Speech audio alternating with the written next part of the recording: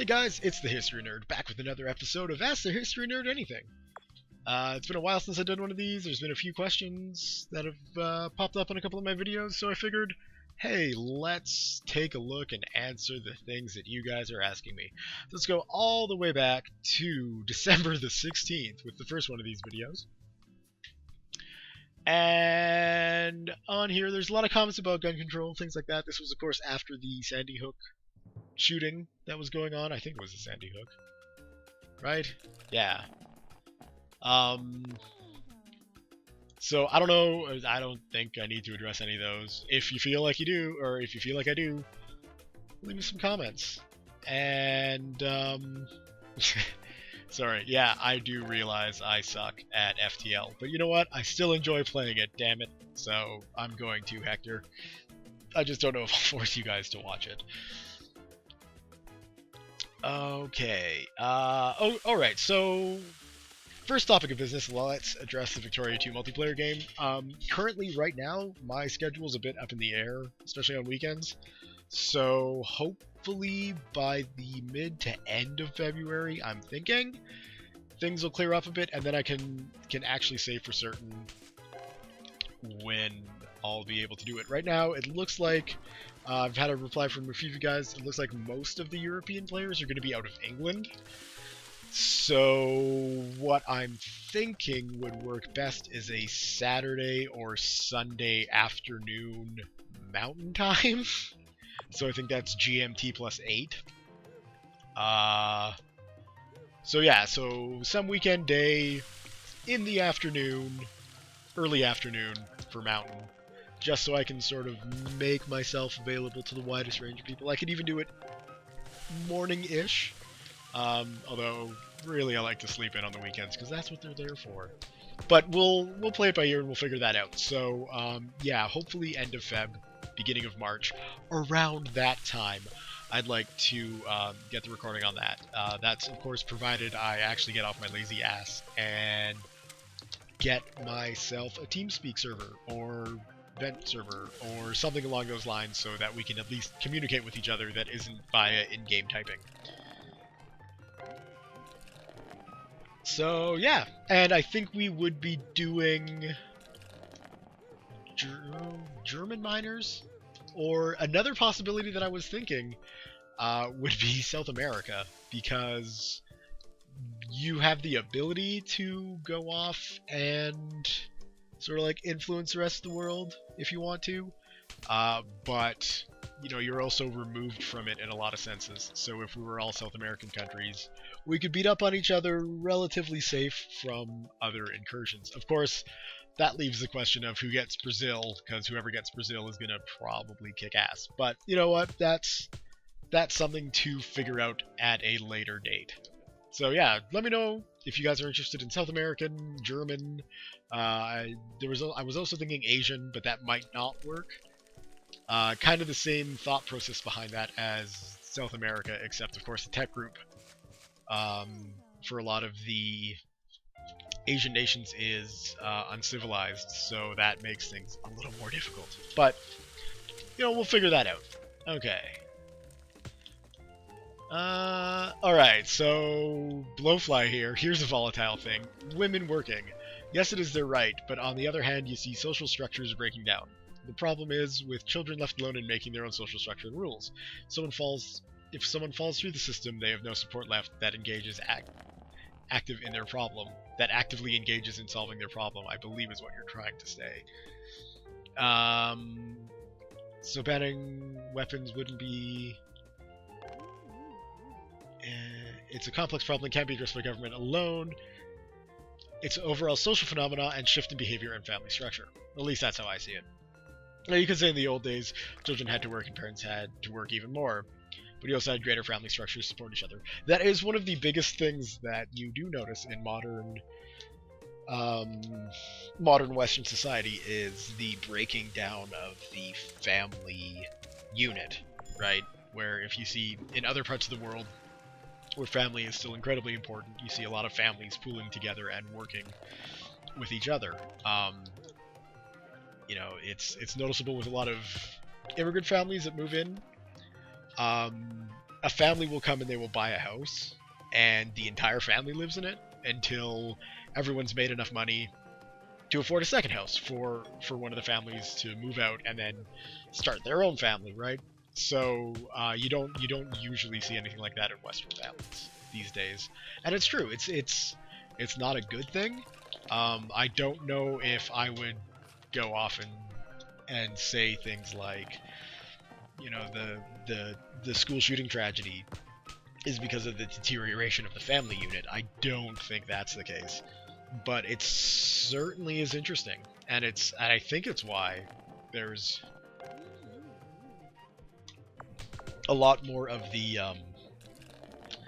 sort of like petty social crimes, to coin a phrase I think that nobody would ever use, because that's not you know, like inner city gang lifestyles and stuff like that. Obviously, economic situations bad in a lot of the areas where you see a lot of organized crime springing up, but also the lack of a cohesive family unit, I think, plays into that as well. So it certainly is an issue, but I don't know if I would go off and try and attribute the breakdown of the family unit to these mass tragedies. Anyway, moving on. Oh, wait. Blowfly, as for questions, can I think of any? Just wondering about the U.S. Civil War. Okay, well, one of these days I can do a Civil War lecture, using that word very loosely, because I don't think I would consider any of the things that I do, or any of the historical rants that I go on, lecture-worthy. So, yeah. What else we got? On my part 2, France. Matt asks, when did the West become so interested in messing with areas of the world that they shouldn't? Was it oil and markets, or just because they could? It's definitely not just oil and markets, and it's definitely not just because they could, although because they could and the money they could make play into it. But it's not just the West. Let's keep this in the forefront of our minds when we're looking at things like the expansion of nation states well beyond their natural borders. It's just the natural human condition. As societies get more successful, they expand, and humans have this thing where we want everyone to think the same thing that we think, and you know, if they don't, it can drive us to literal madness. You can see this on literally absolutely any political news piece. So you go onto Google News, any story that has even the hint of politics, in the comments and the debate, right, you're going to have people who just absolutely cannot understand that people don't agree with them politically or what have you. So yeah, like, this is just the human condition. Why has the West been so good at it these past, let's say, 500, 600 years? There's a really good book on that. That would be Niall Ferguson. What is it? History? Or is it? No, Niall Ferguson, The West and the Rest. Typing this as I Google. Yes, Civilization, the West and the Rest. If you are interested in things like colonialism, and especially Western colonialism, and why the West has been so quote-unquote good at it, read the book. It's a very, very good book. Niall Ferguson is a very, very good historian. I quite enjoy his writings. And yeah, I would suggest that for a much better analysis than what I can possibly provide. But yeah, it's the human condition to do things like that. Sad thought, that. But yeah, that's just what humans do, and we're pretty good at it. Alright, let's see. On part 1 of France, there's just some helpful tips going along. I appreciate the tips, guys, and I do think that if I don't actually sit down and talk about each comment and address each comment, well, I don't like the fact that I don't have that interaction with you guys that I do when I am addressing your comments. I think I am playing better. So that's always a good thing, right? I hope. And let's see, is there anything else going on? Just going through some Crusader King 2 videos. Lots of gameplay tips from Blowfly. That's to be expected. Thank you, sir, for that. And let's see, yeah, just because this question does come up from time to time, the Crusader Kings 2 game that I am playing right now will be translated into EU3 and Victoria 2 to be precise. Hearts of Iron. I do have to say I am a bit bummed out. I saw on the Paradox, or it wasn't even on the Paradox website, it was some other website, that there's a new expansion pack coming out for Crusader Kings 2, which will be... oh, what's the name? I should get this right if I'm going to be talking about it. Thankfully, the internet is at my fingertips while I'm doing this, so it's very easy to do my fact-checking. I just have to come up with a little bit of rambling to fill the time while I click around and get to the right locations. Granted, this isn't the best rambling that I've done before. This isn't the best rambling I've done ever. This is, quite frankly, some horrible rambling. And, if you don't like it, then yeah, feel free to let me know in the comments, because I know it's crap. I don't even know if the new DLC has an official name, to be honest. Ah, yes, the Old Gods DLC. And so basically it's setting the start time back to the wonderful year of 867. So that's 200-ish years. 200-ish years more than I could have had as the Babenbergs building up the Austro-Bavarian Empire. So I am a little choked about that. What I am excited to do, though, is get Crusader Kings 2 upgraded past 1.07. It's now, I think, at version 110, 1.10, to use the correct terminology. And I haven't installed any of the DLC, I haven't downloaded any of the DLC, or anything like that, because I don't want to mess up the save game of the Austria playthrough, because, I mean, I've invested already a ton of time into that. 22 episodes now, so I don't want to lose that. That would suck if I had to go back and restart. Although, now, with the new patch coming out, or the new DLC coming out, it would be an extra 200 some odd years. So that's a little depressing, but that's something to look forward to. And yeah, I think that's all I've really got. I'll keep checking this out.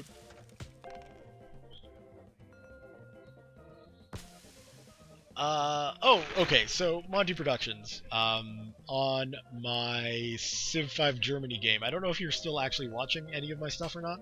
I haven't seen you leave a comment in a while. But if you are, and you're wondering why France is in existence and not the Fall of Rome scenario, I did load up the Fall of Rome scenario, and I gave it a bit of a try. And it's incredibly, militaristic for Civ. So, to put it bluntly, it's not exactly the kind of thing I'm looking for. Basically, it's like watching Total War, but in Civ form. And I don't really know how entertaining that would be, to be honest. If I was going to do a video like that, I would probably just do a video of Rome Total War, which is also a possibility, as would be Rome 2 Total War, which is coming out, I think, this year. I hope it's this year. Let's find out, because why not? There we go. Yes, October 2013. So, this winter, look for a series on Rome Total War 2 coming from me. Why not? Anyway, this turned out to be a pretty short ranting session. So that's good, I guess.